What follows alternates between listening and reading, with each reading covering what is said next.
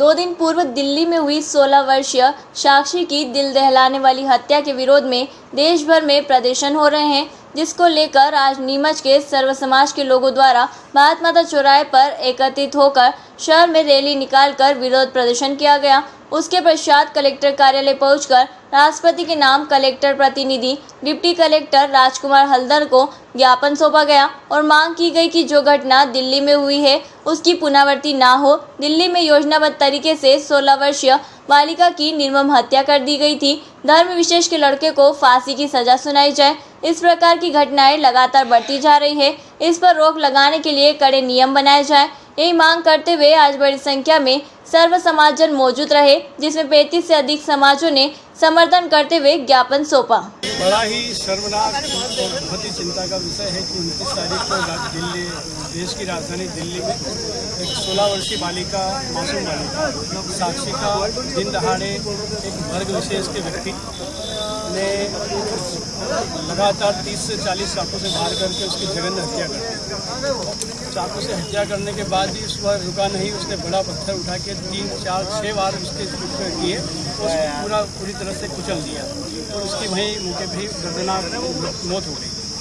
मूल में विषय ये है कि ये साक्षी तो एक घटना है, पूरे देश में इस प्रकार की एक नहीं अनेकों घटना आए दिन अलग अलग रूप में हो रही है और उनकी पाशविकता और निशाचर प्रवृत्ति से जिस प्रकार से वो हत्या होती है वो सभ्य समाज भयग्रस्त करती है और एक समाज में अपनी असुरक्षा के प्रति चिंतित करती है। ये कोई पहली घटना नहीं है, हम सब आप मीडिया के माध्यम से आप ही दिखाते हैं कि इस प्रकार की कई घटनाएं दिनों दिन देश में हो रही हैं।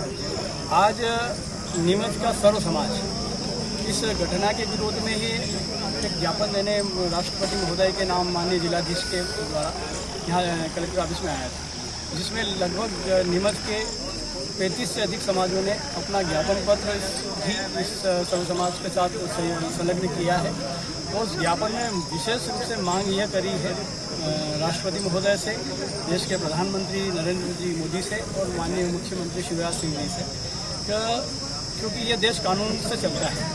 हमारा व्यवस्था इस देश का बुनियादी ढांचा कानून से ही मजबूत होता है। तो ये मांग करी है कि इस साक्षी के हत्यारों को तो फांसी हो, लेकिन इस प्रकार की घटनाएं रुक नहीं रही, उसके लिए जो मौजूदा कानून है वो पर्याप्त नहीं है। अगर मौजूदा कानून से अपराधियों में भय होता तो बार बार इस प्रकार के अपराध कारित नहीं करते। तो इस मौजूदा कानून में परिवर्तित करके कोई कठोर कानून बनाया जाए।